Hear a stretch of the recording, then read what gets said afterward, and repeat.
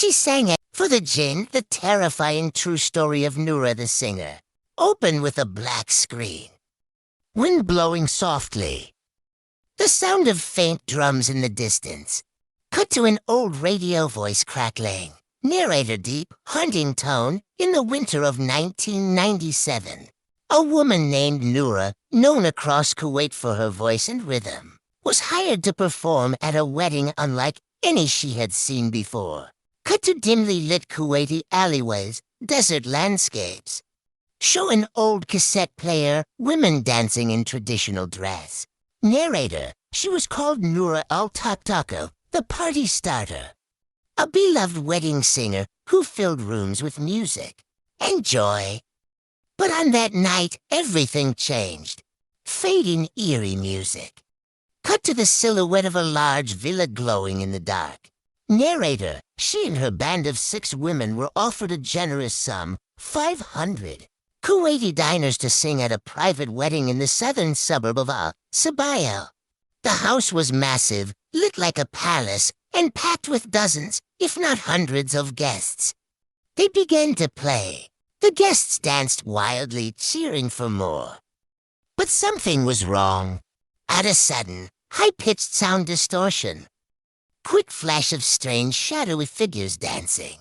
Narrator's slightly shaken tone, one of the girls whispered, "Why are their faces so sharp, so hot, like they're burning inside?" And then another noticed it. Zoom in slowly on a guest's feet. Replace with hooves in shadow. A distorted bass rumble. Narrator, they had hooves instead of feet.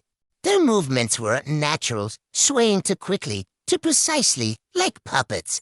Flashlight flickers. A band member collapses. Loud gasp. Narrator, one of the musicians fainted. The rest were paralyzed with fear. Noura. She kept singing. Not out of joy, but survival. Overlay Islamic call to prayer adhan in distance. Music stops. Lights flicker. Narrator, at dawn. As the call to prayer echoed across the desert, the entire hall went silent. The lights shut off. The crowd vanished.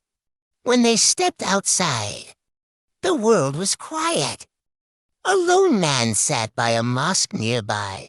Show old man under a tree. Narrator in a hushed tone, "That house," he said, "no one's lived there for over 10 years. Not since the fire." Cut to images of a charred house, burned walls, ancient symbols on the ground. Narrator, terrified, Noura and her team ran. That night was the last time she ever sang in public. She vanished from weddings. She canceled every future booking. Locked herself in her house. Slow pan across a room covered with Quranic verses, prayer beads, protective amulets. Narrator, some say they visited her years later. She was thin, pale, and afraid to speak. On her door, written in charcoal, black screen. Whispered Arabic voice, "Laurel. I will never sing for them again."